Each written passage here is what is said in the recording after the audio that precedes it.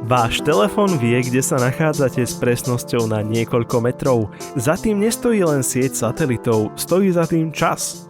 No a konkrétne schopnosť merať čas s presnosťou na miliardtinu sekundy. Bez toho by GPS nefungovalo. A bez atómových hodín by neexistovalo GPS. Sekunda je zo všetkých SI jednotiek tá najpresnejšie realizovaná a paradoxne tá, na ktorej závisí najviac. Vítajte pri novej epizóde Dovolenej chyby, moje meno je Peter a tento podcast vám prináša Slovenská legálna metrológia. Toto je podcast Slovenskej legálnej metrológie. Dovolená chyba. Pôvodne bola sekunda jednoduchá, vyjadrená zlomkom 1/86 400 priemerného slnečného dňa. Prečo? Nuž, deň má 24 hodín, hodina 60 minút, minúta 60 sekúnd, teda 24x60x60 sa rovná 86 400. Problém však je, že Zem sa neotáča rovnomerne. Kvôli vplyvu mesiaca na príliv a odliv sa každý rok deň predĺží o niekoľko mikrosekúnd. Pre bežný život je to takmer zanedbateľné, ale pre telekomunikácie, navigáciu a vedu je to detail, na ktorom stojí moderný svet. Astronomická sekunda bola preto nahradená najprv efemeridovou, definovanou pohybom Zeme okolo Slnka a nakoniec v roku 1967 atomovou sekundou, ktorá platí dodnes. Tento podcast vám prináša Slovenská legálna metrológia. Váš spoľahlivý metrologický partner. Dnešná definícia sekundy znie 9 miliárd 192 miliónov 631 770 periód elektromagnetického žiarenia zodpovedajúceho prechodu medzi dvoma hyperjemnými hladinami základného stavu atómu cézia 133. Poďme si to rozložiť na zrozumiteľné časti. Atómy cézia 133 môžu existovať v dvoch mierne odlišných energetických stavoch.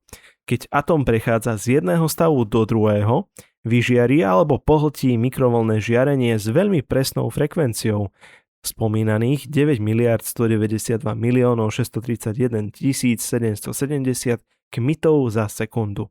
Táto frekvencia je pre atóm cézia absolútne konštantná, nuž a nezávisí od ničoho vonkajšieho. Atómové hodiny teda fungujú tak, že mikrovlnným žiarením ožarujú atómy cézia a elektronicky doľaďujú frekvenciu, kým atómy rezonujú najintenzívnejšie. Vtedy viete, že kmitáte presne na frekvencii cézia. Fontánové hodiny, teda najmodernejší typ atómových hodín, ochladzuje atómy laserom takmer na absolútnu nulu a vystreľuje ich nahor ako fontána vodu. Behom tohto letu nahor a dole atómy interagujú s mikrovlnným žiarením dvakrát, čo podstatne zvyšuje presnosť merania. Najlepšie fontánové hodiny sa odchýlia o menej ako 1 sekundu za 300 miliónov rokov. Viac informácií nájdete na www.slm.sk.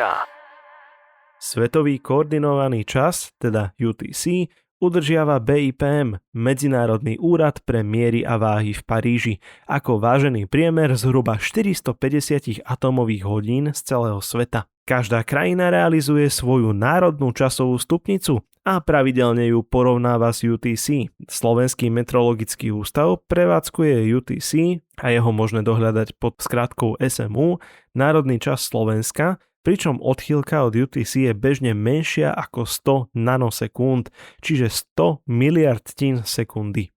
Tieto hodnoty BIPM zverejňuje každý mesiac v dokumente zvanom Circular T, teda čas, a dá sa považovať za celosvetovú ukážku transparentnosti metrológie. Ak vás zaujíma, aká veľká je odchýlka slovenského času v porovnaní s celosvetovým štandardom, nájdete to práve tam. A teraz k tomu GPS. Satelity GPS obiehajú Zem vo výške okolo 20 000 km rýchlosťou asi 14 000 km za hodinu. Podľa Einsteinovej špeciálnej teórie relativity pohybujúce sa hodiny idú pomalšie, teda deň pre ne trvá dlhšie o približne 7 mikrosekúnd, ale podľa všeobecnej teórie relativity je gravitácia vo výške slabšia a teda je deň o 45 mikrosekúnd kratší. Výsledok? Satelitné hodiny idú o 38 mikrosekúnd denne rýchlejšie ako hodiny na Zemi. Poviete si, že 38 mikrosekúnd znie ako nič, ale svetlo za tú istú dobu prejde viac ako 11 kilometrov. Keby sa táto odchýlka neopravovala, GPS by sa každý deň pomýlila o viac ako 10 kilometrov a bola by prakticky k ničomu. Inžinieri to vedeli ešte pred spustením systému už v 80. rokoch a nastavili frekvenciu satelitných hodín o 0,00457 Hz nižšie ešte pred vypustením satelitov, aby sa kompenzoval tento časový posun. Technológia GPS je tak dodnes najdlhšie trvajúcim experimentálnym overením Einsteinovej teórie relativity. Toto je podcast slovenskej legálnej metrológie. Dovolená chyba. Sekunda je najpresnejšie realizovaná jednotka SI a aj tá, na ktorej závisí najviac. Mobilné siete, energetické siete, finančné systémy, navigácia, všetko stojí na presnom čase. A tento čas udržiavajú ľudia, ktorí sa možno nikdy nedostanú do správ, ale ich práca ovplyvňuje každý deň každého jedného z nás. A na budúce?